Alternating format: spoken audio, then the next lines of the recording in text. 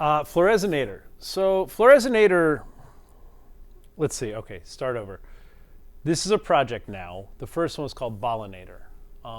You know, we do a ton of coffee beers. We have good friends across the street at Fairmountain Coffee. They're always, well, they supply the coffee for my house and for the brewery and for our beers and so on. And we're always talking and tasting. And at the time, we were tasting these Bali beans.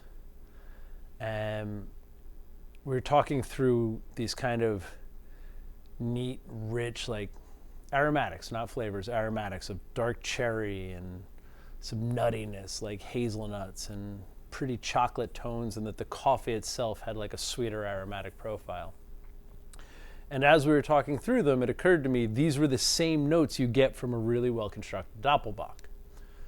So this started one of those most Carton of ideas where I thought, if the coffee and the malt bill taste the same, what happens if we take the hops out of the beer and substitute in the coffee where the hops would go? So Floresinator switches this for a new coffee I discovered last year, which we bought a ton of this year and used this way. It's called Flores, and the Flores beans go in green at 60 minutes, so when you would use hops to bitter. Then they go in roasted at 10 minutes in whirlpool, when you would use hops to kind of round out the cooked malt flavors. And then we use a little finished coffee as a dry hop addition. So this one, super pretty. I love this beer. It's got all that character of a Doppelbock. So, you know, like I said, cherry and chocolate. This one's a little more pecan aromas.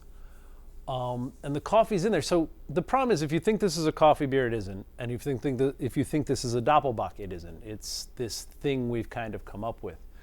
And I love it. And the best part is we also did an ice version of Bollinator, and we might do it with Floresinator as well. But what we learned is the acidity inherent to the coffee beans brings a different acidic profile than just the Maillard, the heavy Maillard roasts in a typical Doppelbock. So when we froze out the water and made like a rich Eisbock version of this, it was sour as if it had been soured with bacteria, just from the acidity of coffee. So that taught us a new thing about coffee. We've been integrating that in our ideas. So anyway, it's a fun project. Basically, whenever Fairmountain shows us a bean that reminds us of a Doppelbock, it happens. So this year's is Floresinator. I think it's super good. I really love how, think of it as a Gruit more, I guess, where it's the flavor of coffee definitely wins, but not beyond the flavors of coffee that would be in a Doppelbock anyway. And it's really silky, it's really pretty, it's really smooth. There's that acidity just kind of driving the berry and chocolate notes forward. I love it.